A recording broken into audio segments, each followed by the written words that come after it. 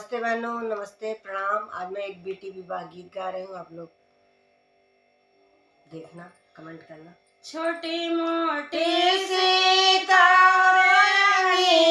के पातरिया रे पियती धर्म दुआरी रे ललनवाय रे लीपति धर्म दुआरी रे ललनवा धर्म दुआरे सीताली पहुना पावैया रे माई गए ससुर गवान रे ललनवाय आई गए नि भगवान रे ललनवाय रे माया जे दियाली ने हाथ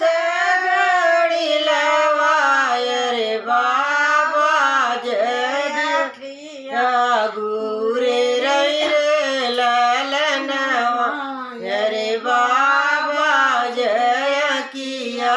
गुरे रई रे ललनवा रे सागर पानी जाने जिनी जायु बेटी अरे माती अथिनिया बाटी ठाड़ी रे ललना अरे माती अथिनिया बाटी ठाड़ी रे ललनवा क्यों के कहला माना माने मोरी बेटी अरे के वाना माने मोरी बेटी अरे सागर पनिया